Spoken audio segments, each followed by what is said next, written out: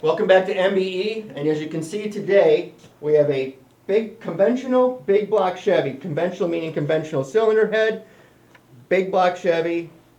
I would think for almost all of us gearheads, blowing big block Chevy is pretty damn cool. I mean, who wouldn't want that? Okay, but today what I want to go over, over the reliability issues when you go to something like this if you don't put a better cylinder head on it. So I'm going to go over some of the things that we've done to help all of this, which in the end will make more horsepower and in the end make everything last longer. So it's kind of win, win, and win. So what we're going to start right away, we have the rocker bar right here. You can see 8 fasteners, but it's not a single bar. A conventional big block Chevy is an individual fastener, individual fastener, individual fastener, so on. The intake sometimes are a single bar, just the intakes, but it's only 4 holding the rocker system on. What we've done, we have added 18 fasteners, and we don't have fasteners in some of the thinnest part of the intake port, where a conventional big block Chevy a lot of times will pull the this will pull the whole top of the port out, and then the head's a throwaway. You don't have that with the MBE head. We've put the fasteners on, 7 to 10 threads of 7/16 fastener holding a single bar with 18 fasteners. The reason why this is important, in a blown application, the exhaust valve has to open under extreme pressures, okay? So what happens is there's a lot of deflection in the rocker bar. They cock if you look at running speed. None of this is staying rigid. Okay, what happens here is there's less side load on the rocker arms because we have fasteners, 18 fasteners, so it spreads the load out throughout the bar, which makes it extremely rigid. Okay, so so let's look at this one right here, this exhaust right here. So this exhaust right here is supported by this bolt hole, this bolt hole, this bolt hole, and this bolt hole. So it transfers that energy, and you look at the intake, we even added one over here, so it's not on an island on its own. But as we say, anymore, it's not common that engine failures are spinning a bearing, kicking a rod out, or hurting a main. That's not very common. Pretty much, I'd say 95% of engine failures are caused by valve train issues. So we have taken care of this.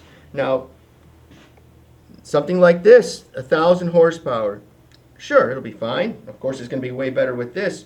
When you get to 2,000 horsepower and you're running something like this, it's much cheaper to spend the money up front. If you have one valve train failure, if it's a rocker arm, a lifter, or whatever it is, it's going to cost you 10 grand no matter what. I mean, I can't see how it can't. Okay, so if you just spend a few extra $1,000 here, you get all of this, but it makes everything reliable. Okay, the other thing what we do, and Biggs, can you come over here? Actually, let's do the exhaust side, Biggs. I want to show the exhaust. Since we're on the exhaust. So okay, so what we have here, we'll look at the shape of the exhaust port, okay, and especially look right in this area right here and right here, okay, and then you come over to the MBE one and look.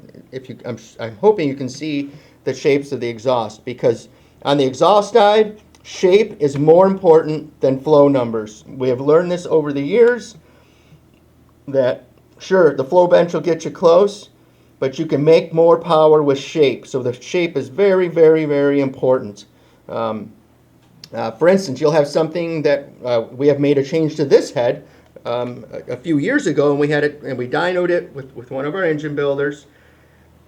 It flowed the same amount of air, but on a 500 cubic inch truck pull engine, it actually made 30 more horsepower. So, instant gain only by shape. Now let's talk about the intake port. We went over the exhaust port. Let's go on the intake port. Okay, well, the intake port starts with valve size. A typical big block Chevy, 300 to a 2.375 intake valve. That's as big as they get. The MBE has a 2.500 valve. You can't over valve it, I promise you. So what you have is something, because of the valve size and the shapes in the port, which we're going to show you, you have something that flows up to 18% more airflow. Well, 18% more airflow means when that valve goes in, that it has 18% more air going through it. Okay? That means it's going to have less boost. Boost is a measurement of restriction. Boost is not your friend. Okay? So the engine only knows pressure drops. So as the piston comes in, as the piston pulls the charge in, the air goes in. Okay? What doesn't go in is measured in the back of the intake manifold, and that is called boost. Okay? If you ever put a cylinder head on that makes more boost, it will be slower. It's not if, it will be slower because there's less air going in the engine.